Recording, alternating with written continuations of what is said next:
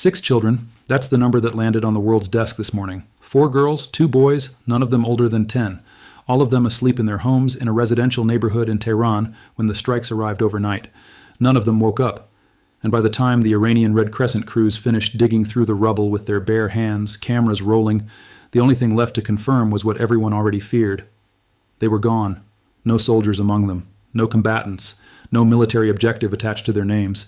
Just children in a residential building in a county called Baharistan, in the capital city of a country that has now absorbed 38 consecutive days of overnight strikes. And the governments whose aircraft conducted these strikes, as of this morning, they haven't said a single word about it. That silence is not incidental. It is the story. But before we get to the silence, we need to get to the facts. Because facts are what separate a war from a crime, and right now those two categories are blurring in ways that the international community's carefully worded statements are struggling to keep up with. Overnight, U.S.-Israeli airstrikes hit a residential area in Baharistan County, a densely populated district in the southwestern part of Tehran. Iran's state news agency, Fars, was the first to report it. The numbers were specific: 6 children dead, 4 of them girls, 2 of them boys, all under the age of 10. They had been sleeping when the strikes arrived. The Iranian Red Crescent Society, the country's equivalent of the Red Cross, deployed rescue crews to the site immediately. What those crews found when they arrived was not a weapons depot. It was not an IRGC command center. It was not the kind of infrastructure that either the American or Israeli government has publicly identified as a military objective throughout this campaign. What they found was a residential building that had been standing when those 6 children closed their eyes, and a pile of broken concrete and dust when the crews arrived with their equipment, their hands, and their cameras. They dug. The specific, exhausting, heartbreaking labor of searching through the wreckage of someone's home to find the people who lived inside it. They found 6 children, not alive. And here is the detail that matters before anything else is said about this. Baharistan County is not a military zone. It is not an industrial corridor. It is not a dual-use facility with any connection to Iran's nuclear or missile programs. It is a densely populated residential district where apartment buildings sit next to other apartment buildings, where families live in close proximity to other families, where children fall asleep in bedrooms 3 floors above other children who are doing exactly the same thing. It is the specific ordinary reality of a major city, the kind of neighborhood that exists in every capital on Earth, where 9 million people move through daily life without expecting the ceiling to fall. That is the neighborhood that was struck overnight. And that is the neighborhood whose children did not survive to see the morning. The U.S. and Israeli governments as of this morning have offered no specific comment on this strike. The review process, the standard response in situations like this, is presumably ongoing. The children are already dead. Those 2 sentences exist in that exact order, and the order is not a small thing. 6 is not a large number when it appears in a statistics brief. It does not register the way larger numbers do when it shows up in a casualty report between a headline and a policy update. But 6 is an enormous number when each unit within it is a child. A child with an age, a name, a family, a bedroom, and a residential building in Baharistan County, Tehran. 4 girls, 2 boys, all under 10. Not one of those 6 children had crossed into the 2nd decade of their life. Not one of them had reached the age where the laws of armed conflict would even theoretically begin to factor their presence into a military calculation. None of them. Under 10 years old means precisely what it says. It means that the youngest among them had been alive for less than a decade. It means they went to sleep in the ordinary way that children go to sleep, not knowing, not suspecting, not preparing for anything other than waking up the next morning. They were found in the rubble by Red Crescent crews, documented by cameras, reported by Fars. Their deaths are not a claim. They are not an allegation pending review. They are a confirmed fact, as of this morning. 4 girls, 2 boys. Baharistan County, Tehran. Overnight. And what makes that fact more than a statistic is exactly what makes it harder to sit with. These were not abstract civilian casualties. They were specific people, in a specific building, in a specific neighborhood, killed by a specific strike that the governments responsible have not yet found the language to explain. The language may come, the review may conclude, the statement may be issued, but the 6 children in Baharistan are not waiting for any of it. They are already gone, and they were already gone before the sun came up over Tehran this morning. But here's the thing about 6. 6 is not where this story starts. It is where 38 days of accumulated choices finally produce something that the military vocabulary built to explain this campaign does not have adequate words for. Most people don't know the rulebook exists. But it does, and it has existed for decades, written specifically so that what happened overnight in Baharistan County would never happen. It is called international humanitarian law, sometimes the laws of armed conflict, And it is not a suggestion that governments can follow when it is convenient. It is the legal framework that every military operation conducted by every government, including the United States and Israel, is legally required to operate within. And it has three core requirements that apply directly to what happened overnight. The first is called distinction. Before any strike is conducted, the military must distinguish between a military objective and a civilian object. A weapons facility is a military objective. A residential building in Baharistan County where 6 children under 10 are sleeping is a civilian object.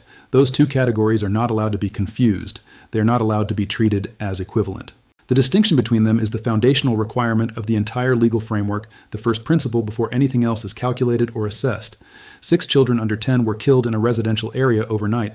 The distinction requirement exists specifically to prevent that outcome.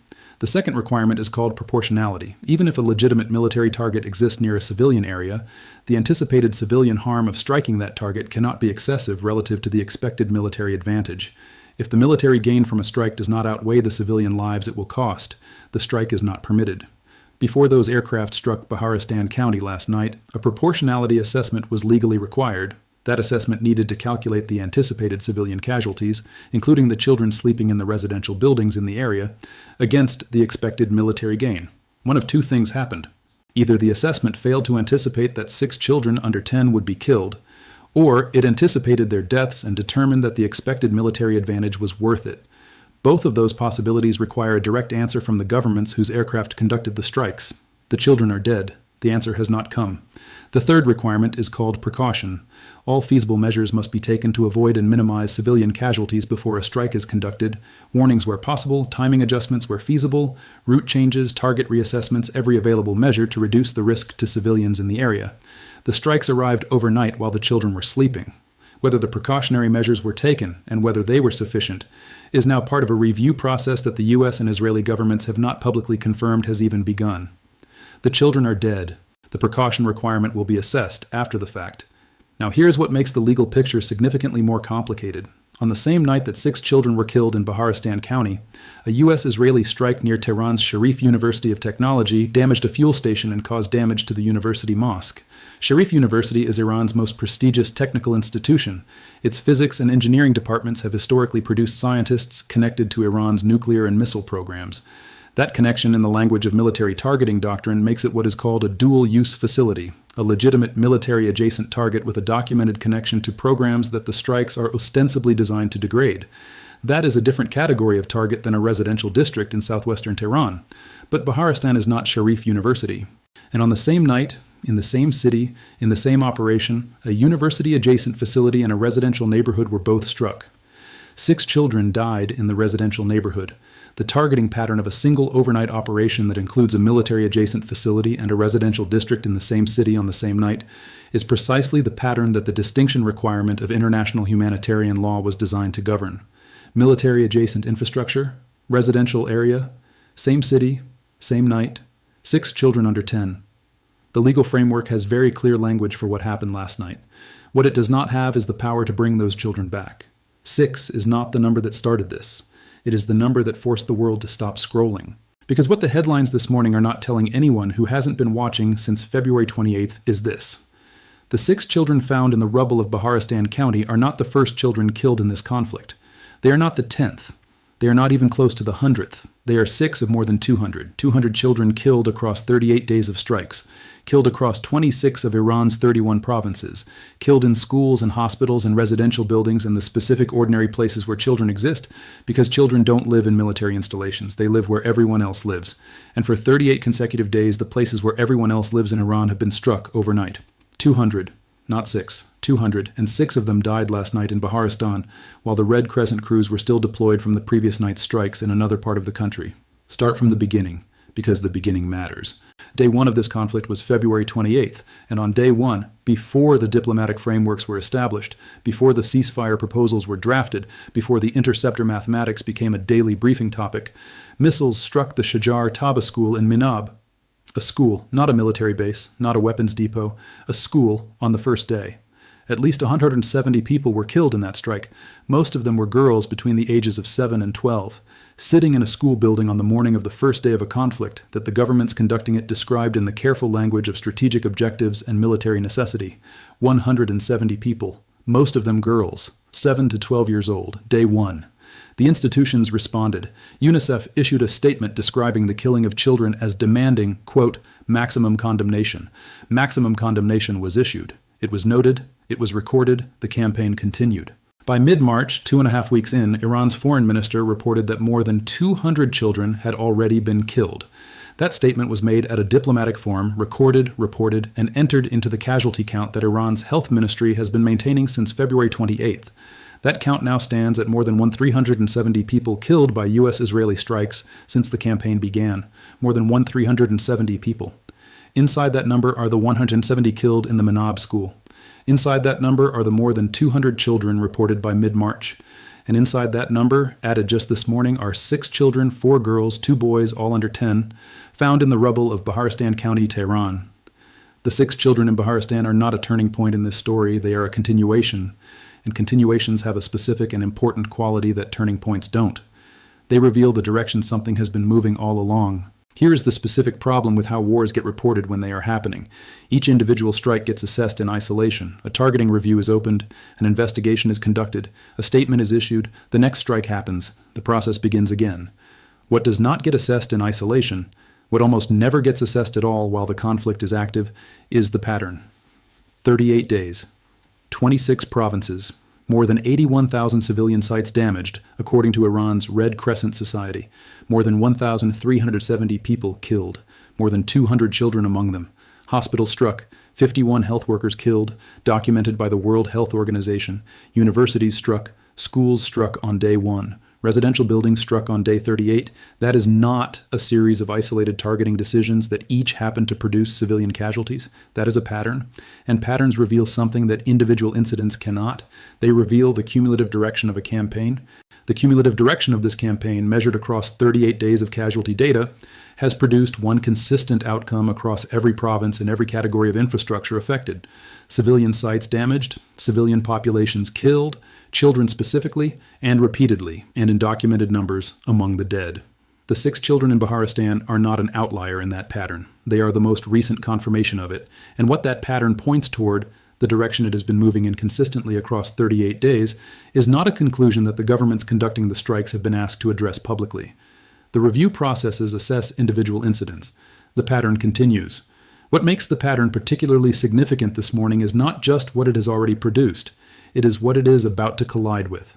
Because the April 6th deadline expired last night.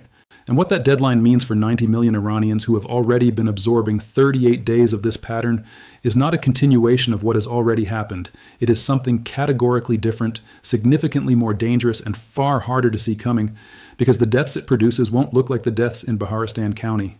The deadline expired tonight. 6 children were found in the rubble this morning. Both of those facts exist on the same Tuesday, the same April 6th, the same morning that Trump posted on Truth Social about power plants and bridges and the Strait of Hormuz, all wrapped into one ultimatum delivered in the direct, undiplomatic language that has characterized his public communications throughout this conflict. The message was not subtle. Open the strait or face strikes on Iran's national power grid. Bridges, power plants, infrastructure, not a military base, not a missile facility, the grid that keeps 90 million people alive.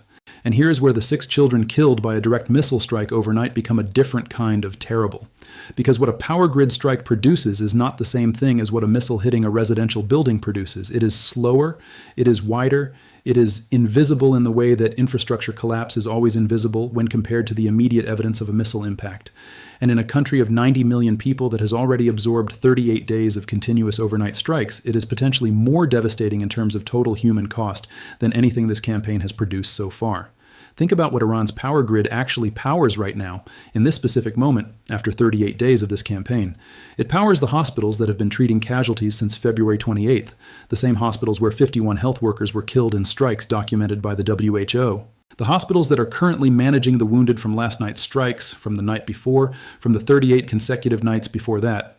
When the grid goes down, those hospitals do not simply dim their lights and switch to backup generators. Their life support systems stop, their operating rooms go dark, their capacity to treat the people pulled from rubble, people exactly like the 6 children from Baharistan, disappears.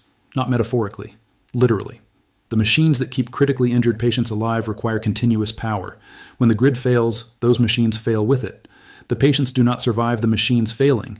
It powers the water treatment facilities that keep 90 million people from drinking contaminated water. Water treatment is not optional infrastructure. It is not a system that a population can survive without for an extended period of time. When water treatment fails in a country of 90 million people, the population does not experience inconvenience. It experiences a public health emergency. Waterborne disease moves through a population that has no clean water and no functioning hospitals to treat the sick. The casualties that produces are not counted in missile strike reports. They appear in disease outbreak statistics and hospital admission numbers that the hospitals can no longer process because the power is gone. The deaths arrive weeks after the grid goes down, in forms that don't produce rubble and don't produce the images that Red Crescent cameras can document. It powers the communications infrastructure through which the Iranian Red Crescent Society coordinates its rescue operations. The same crews that arrived in Baharistan overnight with their equipment and their hands and their cameras. Without communications infrastructure, those crews cannot coordinate across 26 provinces. Without power, their equipment does not function. The people buried under the rubble of future strikes, and based on 38 days of data, there will be future strikes, will wait longer to be found. Some of them will not be found in time. The 6 children in Baharistan were killed by a missile, a direct strike, a specific explosion in a specific residential building at a specific moment overnight. Their deaths were immediate, documented, photographed, and confirmed within hours. The power grid collapse will kill people through a cascade, not immediately, not in one location, not in one dramatic moment that produces images and Red Crescent reports. It will kill people across a country of 90 million through the specific chain reaction that infrastructure failure produces when it hits a population that is already weakened by 38 days of accumulated damage. Both categories of death are deaths. The missile strike is visible. The grid collapse will not be. The institutions have spoken. Every institution with standing in international law has already responded to what has been happening in Iran for 38 days. The UN condemned. UNICEF issued maximum condemnation after the Minab school strike on day 1. The International Committee of the Red Cross called for compliance with the laws of armed conflict. The World Health Organization documented the 51 health workers killed and published those numbers. Every statement, every condemnation, every formal call for compliance that the international framework of humanitarian law is capable of producing has already been produced. It was noted. It was recorded. The strikes continued. This is not a failure that happened overnight. It is a structural reality of how international humanitarian law functions in the context of an active conflict between major military powers. The framework was designed with the assumption that the threat of legal accountability would function as a deterrent, that governments conducting military operations would factor the legal consequences into their targeting decisions. The deterrent has not functioned in this conflict. The condemnations have not changed the operational pattern. The reviews have not paused the strikes pending their conclusions. The legal language has continued to accumulate on one side of the ledger, while the casualty count has continued to accumulate on the other. And this morning, those two ledgers sit at 38 days of condemnations on one side, and more than 1,370 dead, more than 200 children, 6 of them confirmed this morning in Baharistan County on the other. The institutions are not without significance. They document. They create the historical record that post-conflict accountability processes depend on. They establish the evidentiary foundation for the legal proceedings that may, that word is doing enormous work right now, but may, follow the conclusion of this conflict. What they cannot do, what no institution with only the power of language and condemnation can do, is stop a strike that has already been authorized and is already in the air. The strikes that killed 6 children in Baharistan were authorized before the Red Crescent crews arrived, before the cameras documented the rubble, before UNICEF had the numbers to include in its next statement, before any review process could be opened or concluded. The children were killed before any of the mechanisms that exist to protect them could intervene. And in that gap, between the authorization and the documentation, between the strike and the statement, is where the specific human cost of this conflict has been accumulating for 38 days. Somewhere in Tehran right now, in Baharistan County or the neighborhood next to it or the residential building 3 streets away, children are sleeping. They don't know about the deadline that expired tonight. They don't know about the Truth Social post about power plants and bridges. They don't know that the 38-day pattern that killed 6 children in their county this morning is not moving toward de-escalation. They know what children always know before sleep. The ordinary specific reality of a bed, a ceiling, a family in the next room, the morning that is supposed to come. The 38 days of this conflict have made no promises about that morning. The power grid threat has added a new dimension to the uncertainty, not just the question of whether a missile will strike the building, but whether the hospital treating the survivors of that strike will have power to function when they arrive, whether the water coming out of the tap tomorrow morning is safe, whether the Red Crescent coordinator trying to reach the rescue crew in the next province can get the call through. This is what the April 6th deadline expiring actually means for the 90 million people living inside the country where it expired. Not an abstract geopolitical escalation, not a policy development to be assessed in the language of strategic deterrence and military advantage, a power grid going down, hospitals going dark, water systems failing, rescue coordination collapsing. All of it landing on a population that has already spent 38 consecutive nights absorbing strikes, already lost more than 370 people, already lost more than 200 children, already woke up this morning to the news of 6 more in Baharistan County. The 6 children in Baharistan are the most recently confirmed deaths in a conflict that the institutions have condemned, the legal framework has assessed, and the governments responsible have not publicly answered for. They are the most recent data point in a pattern that has not changed direction in 38 days. And tonight, with the deadline expired and the power grid threat active, the question that matters most is not what the review process will conclude about the Baharistan strike. It is whether the children sleeping in Tehran right now will still be sleeping in buildings with power, with water, with functioning hospitals nearby by the time the next morning comes. History is watching. It always does. The question is whether watching is all it will do.